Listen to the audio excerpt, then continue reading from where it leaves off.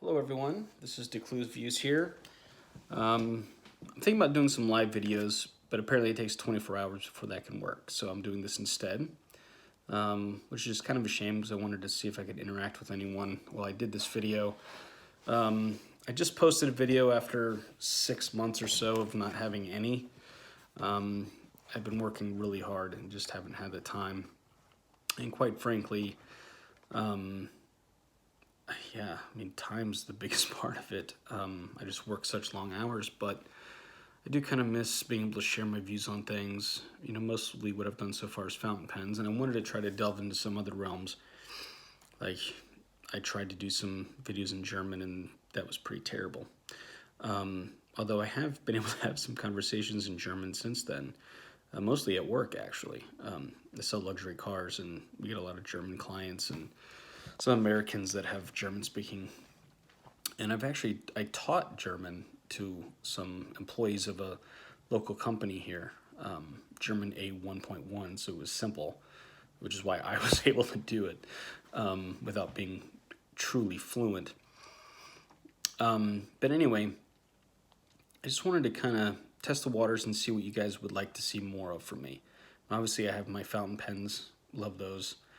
I've shied away from doing car videos simply because I don't want any conflict of interest with my job, and our corporation doesn't really like us to get into advertising privately. We have people that do that, and they like to keep that under control for obvious reasons. People screw up on social media all the time, and they don't want to be roped into, employees making mistakes. So that makes perfect sense.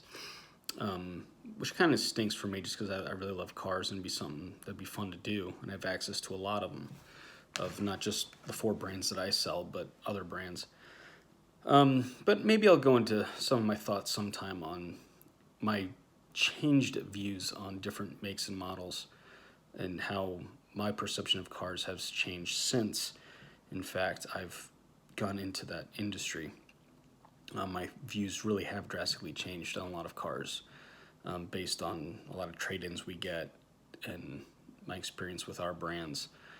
And so certain brands I used to think were the best ever are now I'm like, I would never buy one, or at least not until they get their act together again. To, wow, I never would have thought of that as a brand I'd like, but man, I'd love one of those cars. A lot of times our prejudices and perceptions change once we actually get concrete experience, more hands-on experience. Anyway, but besides that, I do have,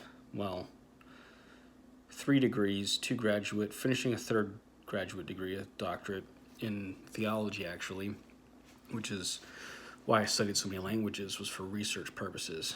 And I'd like to delve into that. I'd also like to maybe delve into some philosophical and political discussions on things, but in a discussion sort of way. I do have my opinions, but I love honest discussion. And that's what I think has been lacking in social discourse in general. And, obviously I'm guilty of it too. I think we always tend to think the other side is just stupid or corrupt, right? They're always just either too, idiotic to recognize the truth of our own perceptions of things, or we think they have some ill intent, and that's why they hold what they hold. I don't quite have that view. I do worry about the state of our political establishment, but again, that's a meme, right? Anyone can say that and go, yeah, because everyone's worried about it all the time, no matter which side of the aisle you're on. And the fact that we only have one aisle, so only 2 parties, maybe is part of the issue. Although, is a fractured party system any better? I don't know. I don't have answers to that stuff.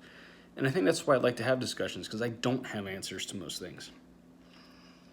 But I would like to engage with others. And I find that I think better in dialogue. Now, I have philosophical and religious reasons why I think that makes sense, why my experience of that makes sense, but I won't get into that specifically here. But if any of you are interested in hearing some of the views on different topics, please let me know. And then I can get your responses to them as well, because Sometimes I like to just talk about what I'm thinking currently so that I can get a better grasp on it and amend it and tweak it. And I think that's the part that most people miss, is the need to be self-critical in a healthy way. As an example, there's a thinker, philosopher, theologian who I really don't know a whole lot about, and I'm not really a part of his camp per se, but he did write a book on insight and applied it in another book, Method in Theology. Bernard Lonergan, I believe is Canadian, French-Canadian, something like that. And he talks about 4 levels of knowledge, for instance. And the first level corresponds to just mere data, fact. And that's just sort of data collection. And that corresponds to historical, like just research in, biology and the sciences. You're just getting as much data as you can. And that's sort of the first level of knowledge or of consciousness. And that is just fact-finding, if you will. What are the details, or what's the data sets that are available to me? Then the next step up from that, the second level, is the level of understanding. And that comes in when we sort of start to, we see patterns in things. It's also a level of understanding.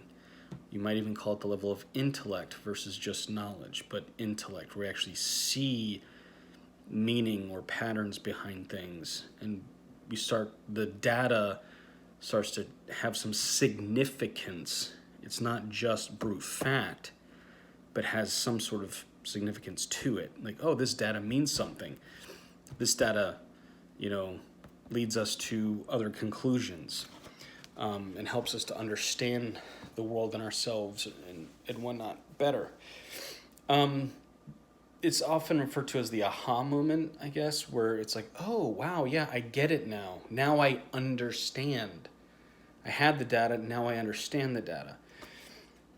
Unfortunately, that's only 2 rungs up out of 4 that he gives. And I think, myself included, I think most of us tend to stop at that level, and we fail to move on to the third level, which is the rational level. And it's a level of reason, meaning it's where you begin to test your understanding. You might equate the level of understanding, that second level we were talking about, with a hypothesis, right? It's you see a bunch of data and you think, oh, maybe this is it.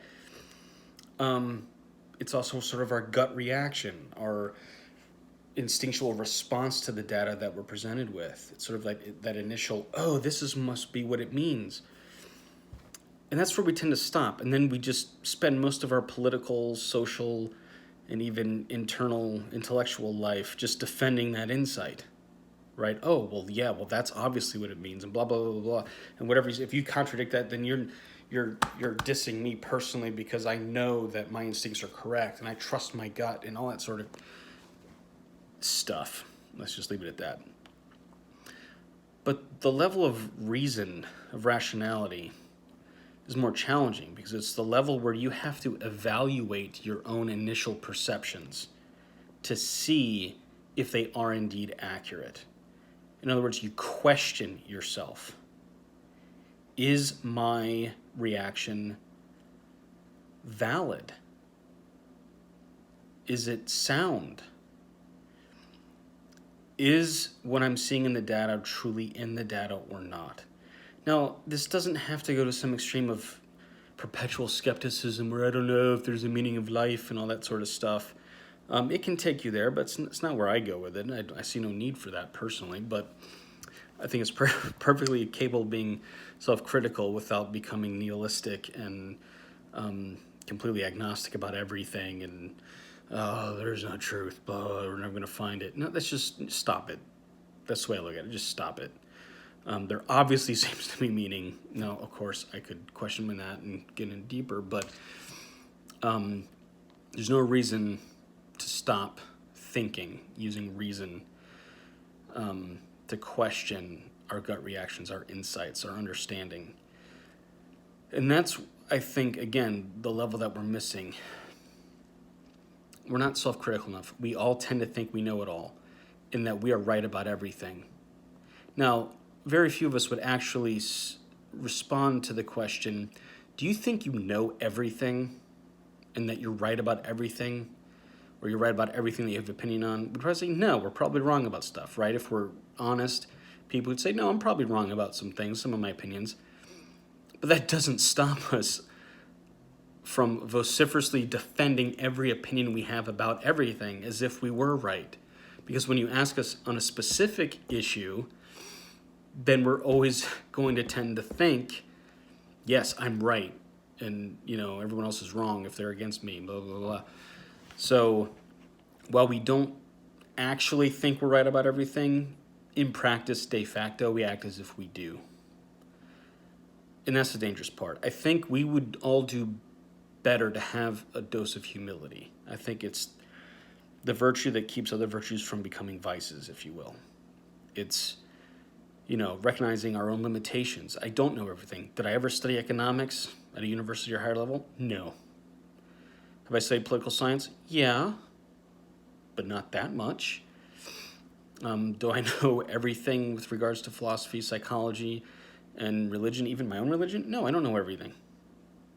I'm finishing my 3rd graduate degree in theology, and I still don't know everything. If anything, I now know more about, I see more areas that I don't know than I did before. As they say, the more you study, the more ignorance you realize you have, which is a good thing because it helps humility. It can also lead to pride, unfortunately, which is the biggest danger, because then you stop listening. You think you become the source of everything, and your thoughts are the end-all, be-all. And that's what I want to prevent, and that's what I think I would like to start sharing ideas with other people, such as yourselves, because I think we need to support that sort of approach where we're more self-critical and open to listening.